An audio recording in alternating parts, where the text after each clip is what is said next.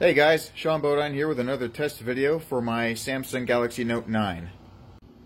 We're going to be filming some of my N-scale and HO scale trains while doing a comparison with the footage that I've filmed with my Note 9, my FDR X3000, the little white camera, and my newer RX10.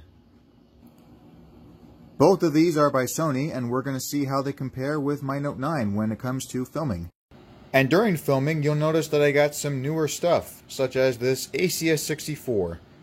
I placed it on this flat car with these two P42s for filming of my satire series, The Bad Quality Adventures of Thomas and Friends.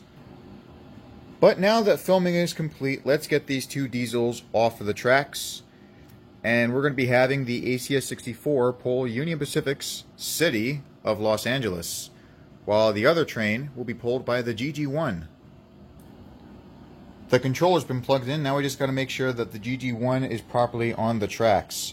Sometimes it may look like it is, but when you start running it, you'll hear a clicking noise as the wheels bounce off of the, what do you call those things, the sleepers? But I don't hear anything. Yeah, it's good to go.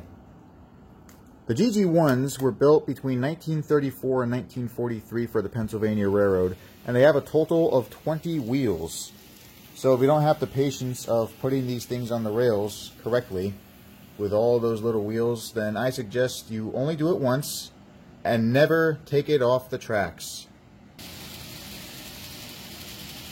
Now my locomotive, Penn Central number 4923, actually did end up working for Amtrak sometime during the 1970s. There were several GG1s that also ended up going to Conrail and New Jersey Transit after Penn Central went bankrupt and absorbed into Conrail. Amtrak retired all of their GG1s by either 1980 or 1981 after purchasing the AEM7, which was built by EMD and ASEA. I think Asia, I can't remember. It's a good company though. Or I should say it was a good company until it merged with two others to create Asia Brown Boveri. And then they later created a similar locomotive called the ALP-44. Oh look, it's the elephant and giraffe. Back to the subject of GG1s. They were used up until 1983 when they were in service on New Jersey Transit's North Jersey coastline. Then they were later replaced by E60s, which were originally owned by Amtrak. Amtrak bought them in the mid-1970s to try and replace the GG1s, but they had problems with derailments at above 90 miles an hour. While some E60s remained in service on Amtrak up until 2003, there were a few that were sold to New Jersey Transit.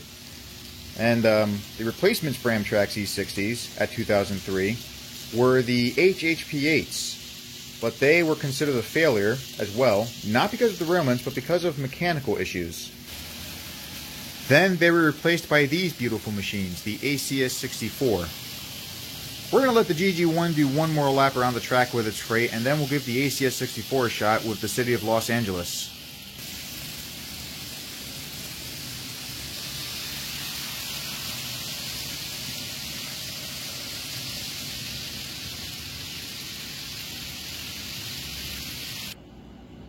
I am really happy with this. It only cost me $107 on eBay, and I love the detail that Kato's put into this, as well as the City of Los Angeles consist that this locomotive will be pulling.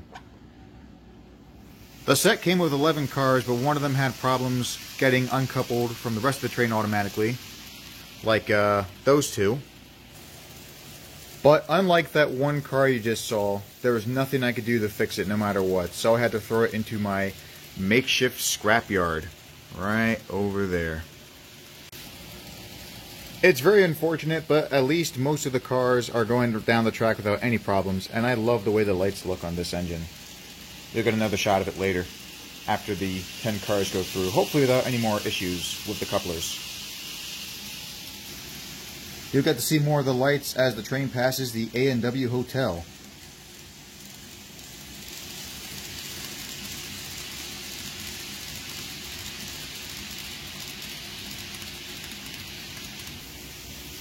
And one more run by before we get to the HO scale trains.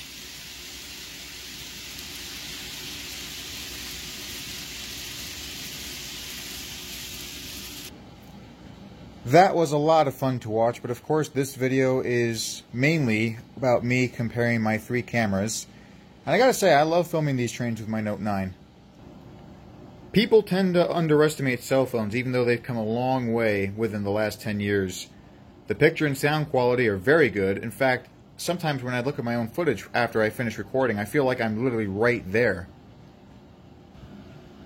You can also get parts to have this mounted onto a tripod, but even without the tripod, you are sure to get a steady shot, as long as you don't wave your arms around and not get distracted.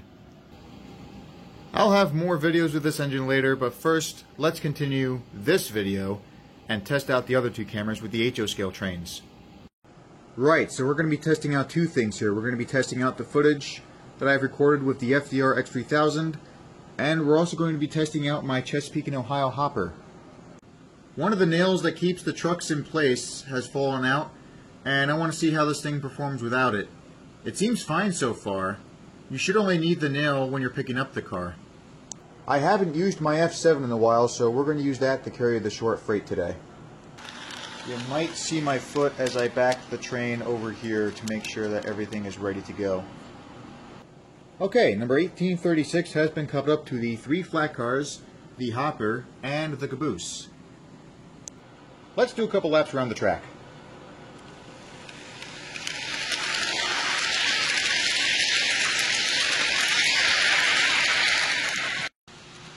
F7s, just like the GG1s, were used in the Penn Central starting in 1968 when the New York Central merged with the Pennsylvania Railroad, up until the early to mid-1970s. Replacements were acquired, but because the PC went bankrupt, they had to keep several of their F7s in service, and some of them even ended up on Conrail. Most of the equipment I use for my HO scale trains are from Bachmann, as you can probably tell by the tracks. But the F7 that I'm using is from Stewart's Hobbies. This was a gift from my friend that I used to work with before I transferred out of Flemington into Phillipsburg. He gave me the diesel along with a booster unit for $80 total. And then later he gave me 6 passenger cars for $250. I forgot where these cars came from, but they're supposed to be from some super rare company that probably isn't even around anymore. That's odd. One of the Shermans fell off the flat car. But I gotta tell you something else. I really like the light on this unit. I'm not sure how old this engine is, but that light looks brand new.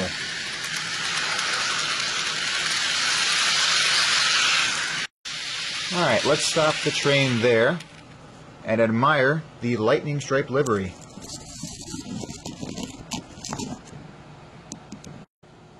It sure does look good, but I gotta tell you the truth, this might upset some people. I actually prefer the cigar band livery that New York Central used in the 60s.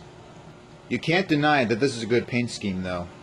In fact, I know the Danbury Road Museum, they liked this paint scheme so much that they applied it onto an E9, even though the New York Central never operated those units. Filming this train with my FDR X3000 was pretty cool, but I gotta tell you the truth, I can't tell what my footage looks like until I download it onto my laptop, because there's no viewfinder. When I tell people this, they get very surprised and like, oh my god, this looks so good. Yeah, I like this, but I wanted to get a better camera, because I don't like how you can't use the zoom when you're not filming. One other thing I don't like is the balanced optical steady shot. Let's say I wanted to move my camera to the right.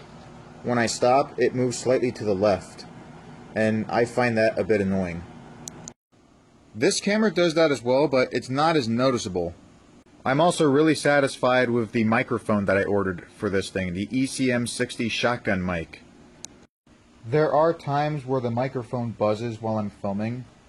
I'm not sure why it does that. Besides connectivity issues, I think it could be interference from other electronic devices, according to my friend Kirk.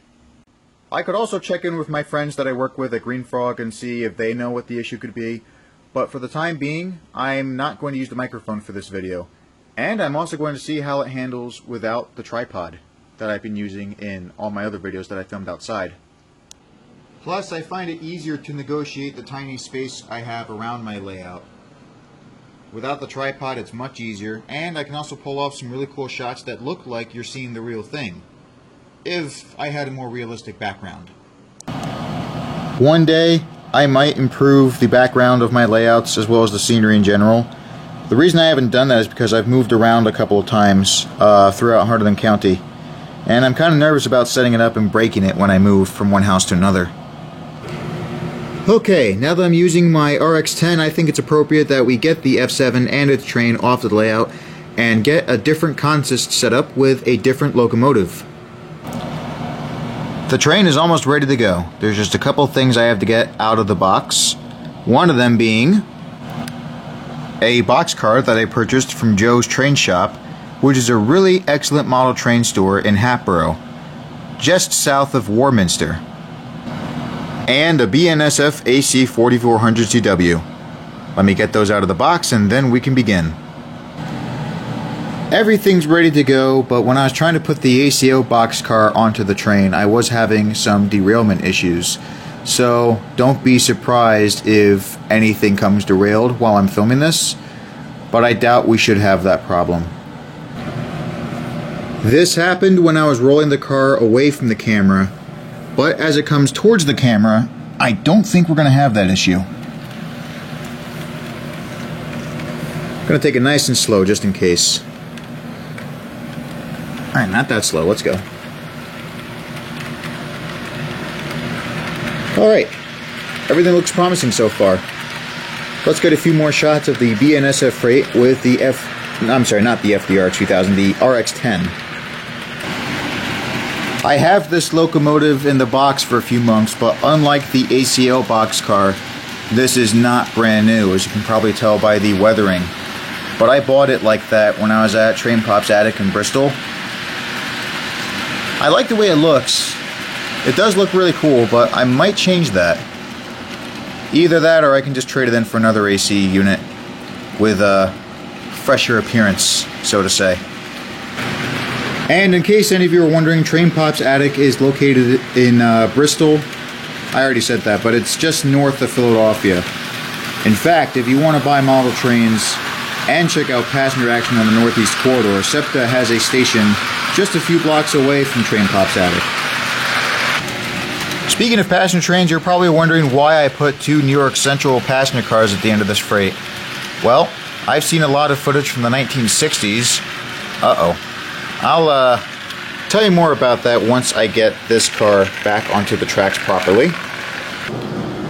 Alright, now that the baggage car is properly back onto the rails, we can continue our journey, and I can continue my story on why I have these two bringing up the rear of my train.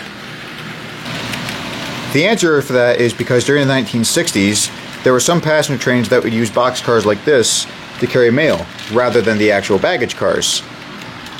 Which keeps derailing. Why is it always this car? Because as you can see, nothing else has been derailed. Maybe these nails aren't tight enough, because they seem to go around like this, when really they should be only going around like that. Same with this truck too. Should not be going that far under any circumstances. I'll fix the issue later, but for now we're going to use a different car to bring up the rear of the train. We're going to be using a Missouri, Kansas, Texas Autorack. Problem is the wheels have seen better days on this car as well, so it might cause problems for the engine. The way I see it, the more frequently I use this Autorack, the less stiff the wheels will be as it continues rolling down the track.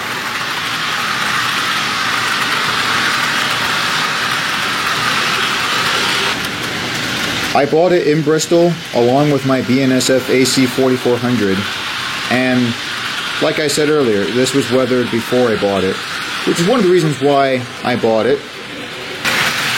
Another reason I got it is because it's lettered for the Missouri, Kansas, Texas, a fallen flag which I feel is underrated compared to the other fallen flags that Union Pacific took over during the 80s and 90s. I gotta see if I can find more Autoracks in general. Kato should have some. I know they do a lot of intermodal stuff for HO scale because that's kind of all they care about. But if you don't have any auto racks, I'm sure I can find more elsewhere.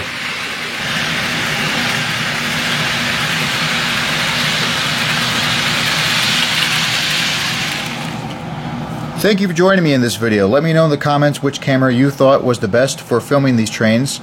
I will let you know what I thought with a 10 out of 10 score in the ending.